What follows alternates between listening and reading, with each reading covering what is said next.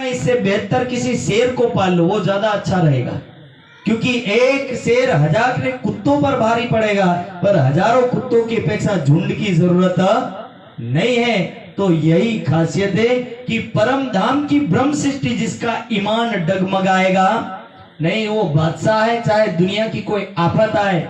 इसलिए इस कलश की वाणी में कहा कि ब्रह्म सृष्टि को अनेक विघ्न पड़ेंगे तो भी नजरता निदान की, अनेक बाधाएं खड़ी होंगी, लेकिन ब्रह्म सृष्टि अपनी ईमान से नहीं डगेगी और अपना ईमान कायम रखेगी। और यही ईमान की परिभाषा वाणी यही देती है कि ब्रह्म सृष्टि की पहचान क्या, तो बोले ब्रह्म सृष्टि की पहचान यही, सात माए सैया धाम की ईमान वाली शिरदार। बोले सुंदर साथ टाइटल और सरनेम सबको मिलेगा, सुंदर साथ सरनेम सबको मिलेगा, लेकिन ईमान वाला जो होगा उसको ब्रह्म सृष्टि ही कहा जाएगा, बाकी सबको ब्रह्म सृष्टि कह सकते नहीं है। 80 लाख 40 लाख 50 लाख सुंदर साथ है, और ढूंढने कितने हैं उसमें से 12,000।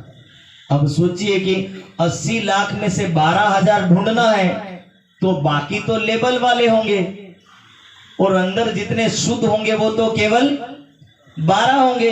इसीलिए ये सारी लीला है कि जिन लोगों को ये वाणी पर विश्वास है, पक्का ईमान है, उनके घर में बाधाएं आए, तकलीफें आए, लेकिन कोई डगमगाएगा नहीं, वरना लोग छोटी छोटी बातों में घबरा के भाग जाएगा।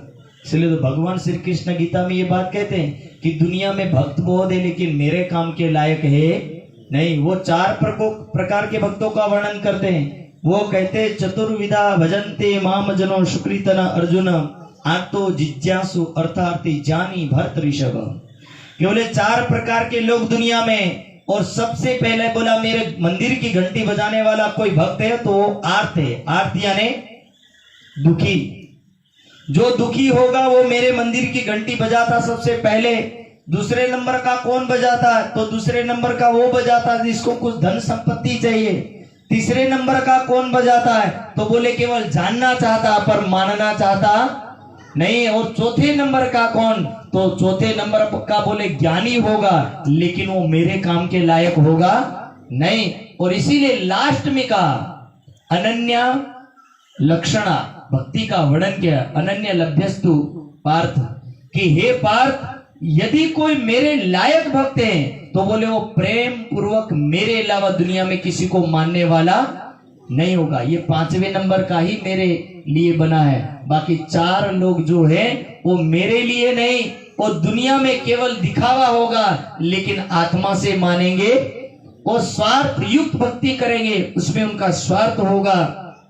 तो यही बात है ईमान की। जब ईमान डगमगा जाता है तो उसी ईमान की बात समझा रहे कि भाई ये जो ईमान जिसका पक्का रहता है वही पक्की ब्रह्म सृष्टि है। बाकी दुनिया में ब्रह्म सृष्टि के नाम से केवल मोहर होगी, लेकिन ब्रह्म सृष्टि होगी नहीं।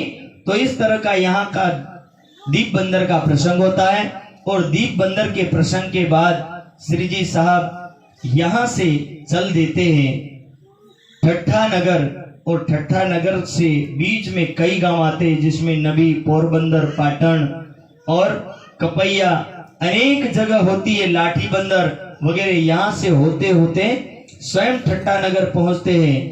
दीप बंदर में एक घटना और होती है, जिस घटना का ये कारण कारज बनता है कि अरब के लोगों ने छापा मार किया और उसमें कई सुंदर साथ और बायजुरास बंदी बना लिए जाते हैं।